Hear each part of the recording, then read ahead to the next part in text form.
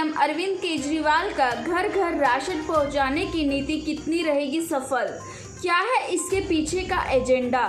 इस नीति से कितने लोग होंगे बेरोजगार? देखिए हमारे साथ रोटी आंदोलन के राष्ट्रीय अध्यक्ष सुखबीर शर्मा की राय।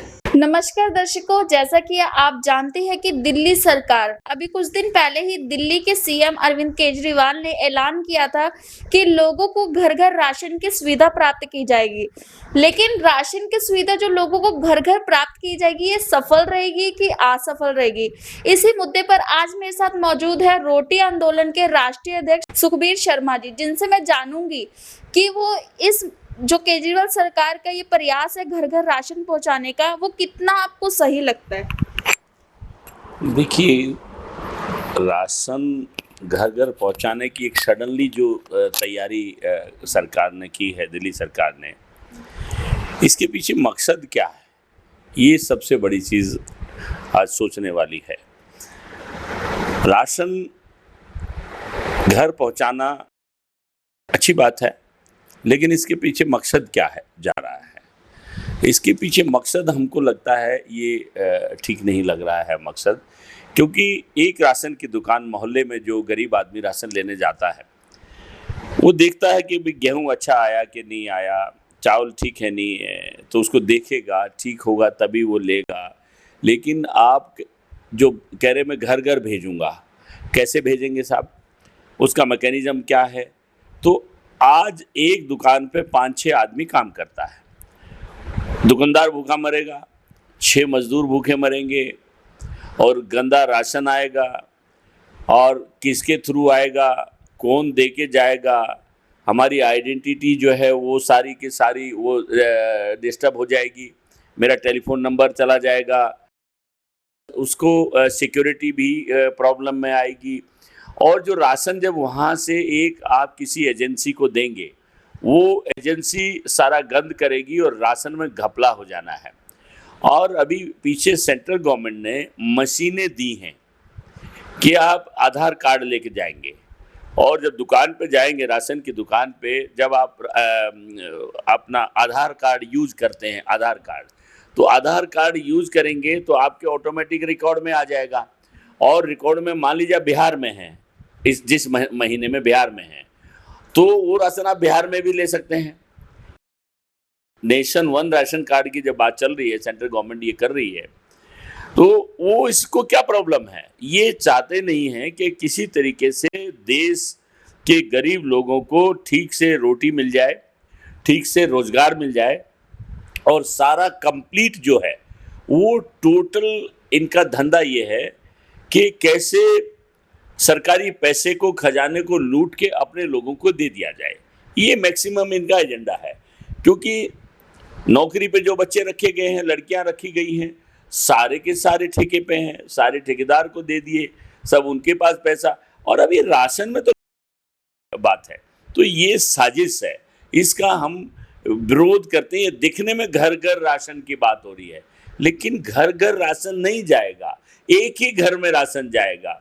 आप उसमें रिकॉर्ड नहीं आप बनने देना चाहते हो, किसी तरीके से कि कोई रिकॉर्ड बन जाए, कुछ हो जाए, कहीं कोई क्रिएशन हो जाए रिकॉर्ड का, वो आप कुछ नहीं करने देना चाहते हैं। तो ये एक साजिश है।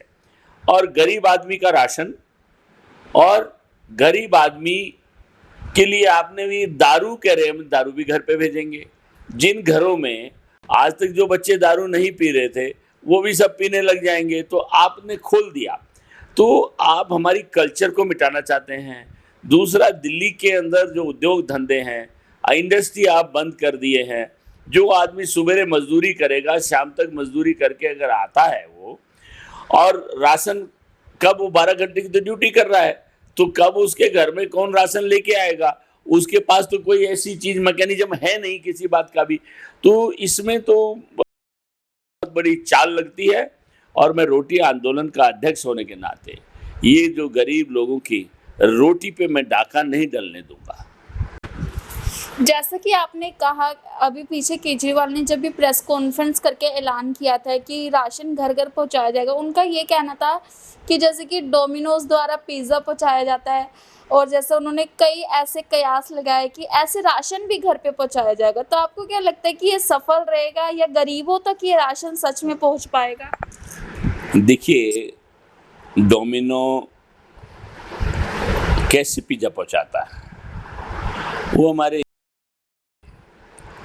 डोमिनो का पिज्जा लेके इतने जोर से दौड़ते हैं और जिसके यहाँ दे के आते हैं वो सारे मैक्सिमम जो यंग लड़के हैं उनको वो काम देते हैं।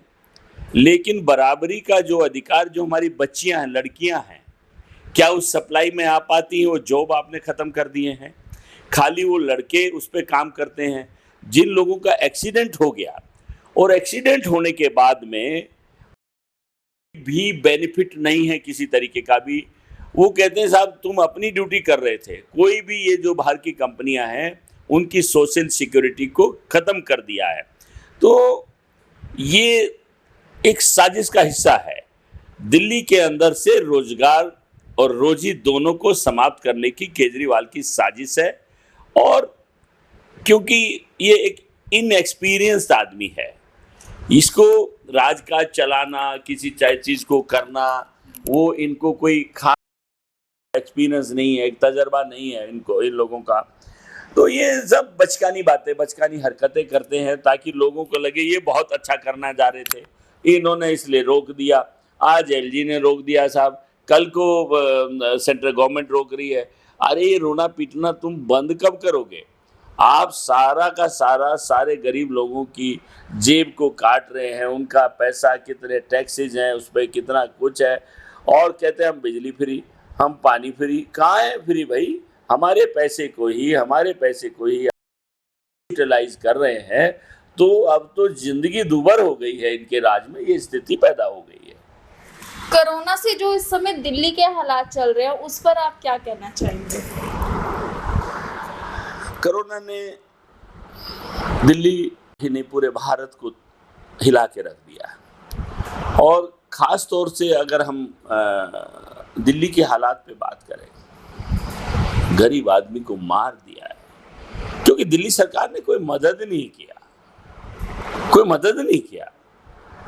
जो हजारों की तादाद में सेल्फ डिफेंस वॉलंटियर जो बच्चियां हैं, लड़के हैं, नौजवान, वो कोरोना में काम कर रहे हैं। लेकिन उनको जिस दिन वो ड्यूटी पे जाते हैं, 7 बजे वहाँ खड़े होते हैं, 12 घंटे तक वहाँ रहते हैं, रात के 7-8 बजे तक रहते हैं। एक तो कोरोना से उनका इनकाउंटर हो रहा है, उनके पास कोई फैसिलिटी नहीं है, सरकार उनको कुछ दे नहीं रही है, और जितने दिन वो वहाँ पे आएंगे उतने ही दिन उनको पैसे मिलते हैं। एक डेली वेजेस बना, पढ़ा लिखा बच्चियाँ जो क्वालिफाइड बच्चे हैं उनको भिखारी बना दिया है आपने। ये स्थिति हो गई है। तो कोरोना ने तोड़ के रख दिया है। और कोरोना की वजह से हमारी एक कलीग थी, उनका बेटा डॉक्टर है, वो हरिश्चंद्र हॉस्पिटल में डॉक्टर थे, कोरोना का ट्रीटमेंट कर रहे थे, उनकी हालत ख़राब हो गई। उसके बाद हरिश्चंद्र हॉस्पिटल में उसको संभाला नहीं गया, संभले नहीं, वो वहाँ कुछ था ही नहीं। उसके बाद अग्रवाल इंटरनेशनल हॉस्पिटल है ये, वहाँ चले गए। उसके बाद मेदंता ले गए और उस परिवार ने अपने घर के जेवर ये सब कुछ बेच दिया उस डॉक्टर की ज़िंदगी को बचाने के लिए। हैदराबाद गए और डॉक्टर हैदराबाद में आपके ही हॉस्पिटल में, अमित गुप्ता है कुछ उनका डॉक्टर का नाम, आपके हॉस्पिटल में उसको कोरोना हुआ, ड्यूटी पे कोरोना हुआ, उनको पैसे, ट्रीटमेंट के पैसे, और ये कहते रहे स्वास्थ्य मंत्री कि भाई हम लोग जो है इसके पैसे देंगे। अब वो जिंदगी और मौत से वो बच्चा वहाँ लड़ रहा है डॉक्टर, जबकि आप कह रहे थे कि कोरोना वॉरियर को हम 1 करोड़ देंगे, ये देंगे। भाई तुम जाके कम से कम हॉस्पिटल का जो ट्रीटमेंट है उसको तो उसके टाइमली पैसे रिलीज कर दो। उसके बच्चे और उसकी बीवी वहाँ हॉस्पिटल में स्ट्रगल कर रहे हैं हैदराबाद के अंदर। तो ये कोरोना ने हर तरीके से तोड़ दिया और इस सरकार ने बहुत ज़्यादा मार दिया। दिल्ली पुलिस के सिपाही, एक अजय राणा, ये बच्चा सोनीपत का, वो जवान, छोटे छोटे बच्चियां, और कितने सारे, मैं उनकी प्रेस कॉन्फ्रेंस देख रहा था दिल्ली पुलिस के लोगों की, इतने लोग ड्यूटी पे मर गए। कुछ इंस्पेक्टर थे, सब इंस्पेक्टर थे, अधिकारी भी चले गए, सिपाही भी चले गए। अरे आपने कोई उनको ये जो पैसे आपने डिक्लेयर किए थे 1 करोड़ रुपए दूंगा और फैसिलिटी दूंगा, तो कुछ दिया ही नहीं है। तो कोरोना से तो आपने पूरे समाज को एकदम खत्म कर दिया है, और बस आपकी शक्ल नहीं अब देखना चाहते हैं। हॉस्पिटल में ऑक्सीजन की वजह से, हॉस्पिटल मिसमैनेजमेंट की वजह से कितने लोगों ने दम तोड़ दिया, कितने लोग मर गए। मैं खुद इस बात से दुखी हूँ कि हम लोग कोई ख़ास उनका मदद नहीं कर पाए, जो मदद करना चाहते थे। तो दिल्ली की स्थिति खराब हो गई, इस कोरोना ने खराब कर दिया दिल्ली को। जिस प्रकार आपने देखा कि रोटी आंदोलन के राष्ट्रीय अध्यक्ष सुखबीर शर्मा जी ने कहा है कि जो दिल्ली सरकार का ये राशन पहुंचाने का, वो पूरी तरह से एक फेल प्रयास है। अगर सरकार इसको ना ही करे तो ज्यादा बेहतर है। कैमरामैन शिव ठाकुर के साथ शिवानी कौर, दिव्य दिल्ली न्यूज। ताज़ा तरीन खबरों को जानने के लिए अभी टाइप करें दिव्य दिल्ली न्यूज। नीचे दिए गए सब्सक्राइब बटन को दबाएं और नोटिफिकेशन के लिए दिए गए बेल आइकन को क्लिक करें। हमारे वीडियोस को लाइक, शेयर और कमेंट करना ना भूलें।